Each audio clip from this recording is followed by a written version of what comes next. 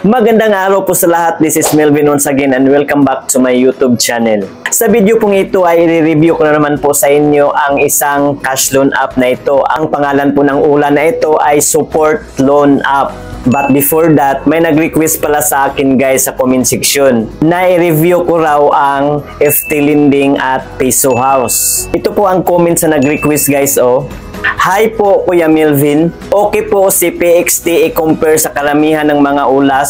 Paki-review naman po ng FT Lending at Peso House. Dami ko po kasing naririnig na okay din po ang dalawang yan. Thanks po. So shout out sa iyo Ma'am Eds 7583. Pagkatapos ko pong nabasa ang comment ninyo, ay in-applyan ko agad ang dalawang yan. So inuna ko po yung FT Lending. Ang nangyari po dito sa FT Lending guys ay hindi po ma-scan ang aking valid ID. Di ko po alam kung bakit. Nakailang bisis na po akong nagpicture sa aking valid ID. Hindi po talaga siya ma-scan. Parang may something wrong yata ang FT Lending guys. Itong Peso House naman guys ay nireject po ang aking application. Pero makipag-reapply daw po ako guys ngayong February 15. So susubukan ko pong mag-reapply po dyan para ma-review ko po sa inyo ang kanilang repayment plan. So ngayon, ito munang support app ang aking i-review sa inyo. Kaya sundan nyo lang po at tapusin ang video ito dahil ipapakita ko po sa inyo actual ang aking pag-apply. Pero bago po ang lahat, sa mga bagong pasok pa lang po sa aking YouTube channel at sa mga di pa nakasubscribe, pakiclick mo yung subscribe button na nasa baba at pakihit yung notification bell para ma-notify po kayo sa tuwing may bago na naman akong mga review sa mga naglalabasang ulang ngayon na i-upload sa aking YouTube channel. So let's start. Ito, panoorin nyo.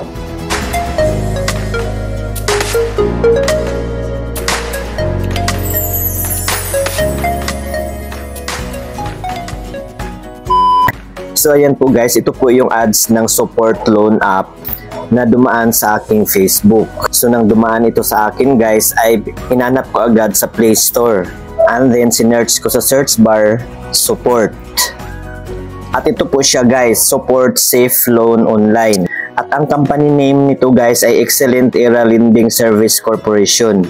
So nang in-install ko ito guys, at nang na-install na ay in-open ko na.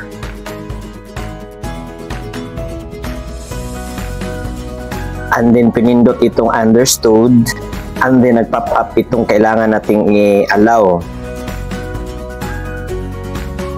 And then pagpindot ko nitong next, ay kukunin na nila ang aking active mobile number.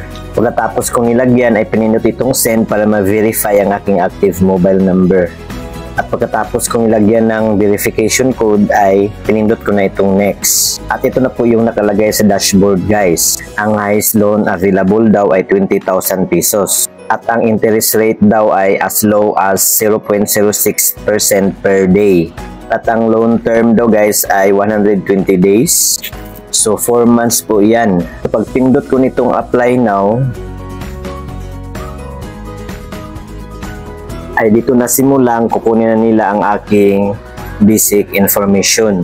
Tulad po ng aking educational level, email address, marital status, number of children, number of current loan, any overdue loans, total overdue amount, overdue days, at number of loans. So no loans ang nilagay ko lahat dyan guys. Pagkatapos ko na-fill upan itong first page ng kanilang form, at pinindot ko na itong next nandito sa baba.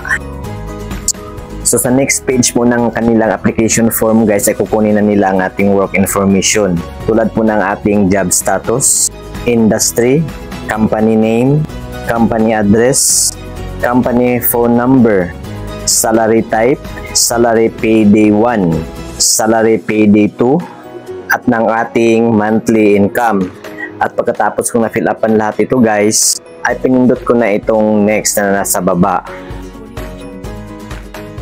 At dito sa page 3 ng kanilang form, ay kukunin na nila ang ating ID information. So kahit anong ID siguro ang isasubmit natin guys, dahil wala namang mga ID type na pagpipilian natin dito. So ang sinubmit ko dito guys ay ang aking driver's license. At nang pinindot ko na itong may camera icon at pinindot itong take photo, dito ko na pinicturan ng aking valid ID. At pagkatapos ko po itong pinicturan, ay automatic na pong naka-fill up dito ang mga detalye na nakasulat sa aking valid ID. Tulad po ng aking ID number, aking gender, at date of birth. And then pag pindot ko nitong next, ay dito na naman sa face recognition. So kailangan ko na pong mag-selfie at pinindot ko na itong face shot. At auto capture po ito guys, kusa lang po itong nagka-capture.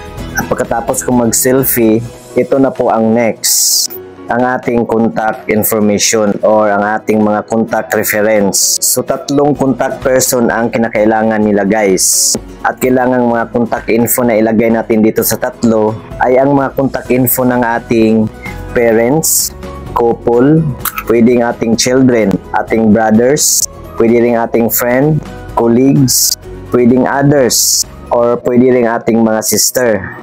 At pagkatapos kong na-fill upan ito guys, ay pinindot ko na itong next dito sa baba. At dito sa last page ng kanilang form, ay kukunin na nila ang ating withdrawal information o ang ating withdrawal methods. So inedit ko na lang ang aking personal information na nakalagay dito guys, dahil baliktad po ang pagkalagay. At dito na part guys ay kailangan ko nang mamili kung saan ko gustong itatransfer ang aking pera na i-loan dito kung sakaling ma-approve. So nang pinindot ko itong cash out option guys, so may 2 channel lang po tayong pagpipilian. E-wallet lang po at bank card. At dito sa e-wallet guys, itong 3 lang po ang pwede nating pagtransferan ng ating ni-loan dito. GCash, GrabPay at PayMaya. At dito naman sa bank card, ito po yung mga bangko na pwede nating pagtransfera ng ating pera na utangin dito. Ayan po, medyo madami ding mga bangko na pwede. So ang pinili ko pong withdrawal method dito guys ay ang aking GCash account. And then nilagay ko po ang aking GCash number dito sa baba. At pagkatapos kong nilagyan guys ay nilagay ko ulit dito sa pinakababa to confirm. And then pinindot ko na itong next. At pagkatapos kong pagpindot nitong next ay ito po yung nag-pop up. Congratulations! You have finished all the certifications. We have the best portfolio for you with a 90% approval rate. Apply now. So nang pinindot ko na itong apply now, ay binalik po ako dito sa dashboard. At ito na po yung nakalagay dito sa dashboard guys. Support basic, tapos may nakalagay na 1,500 pesos. So ito na yata ang in-approve sa akin na loan amount guys. So pindutin ko na itong may arrow guys para makita po natin ang kanilang repayment plan. So ito na po guys, loan amount 1,500 pesos. At ang repayment amount dito guys ay 1,500 pa rin. So wala pong dinagdag.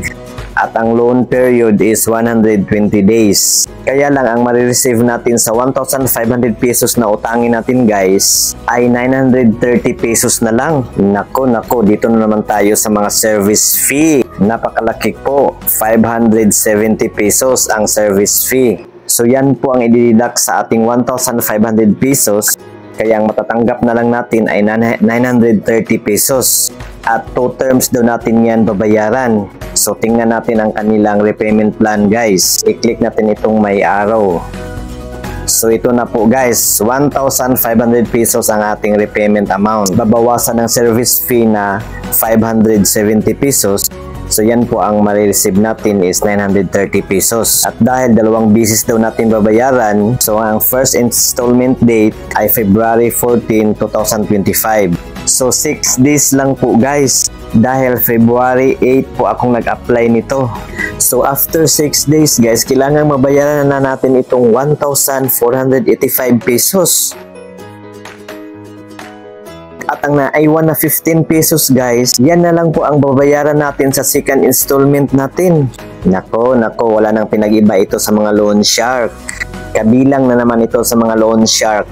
Pero in fairness napakadaling mag-apply dito guys. Walang kahirap-hirap. Pero dito po tayo ilulubog sa kanilang service fee. Napakalaking ibawas. Pero hindi ko itutuloy ito guys. Kabilang lang ito sa mga 7 days term.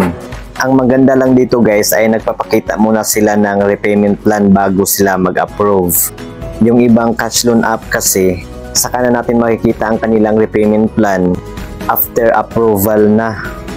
Yung iba naman, i-disburse na nila yung pera bago nila ipapakita ang repayment plan. So mag-ingat po talaga tayo sa mga ganitong klaseng ula guys. So yun lang po.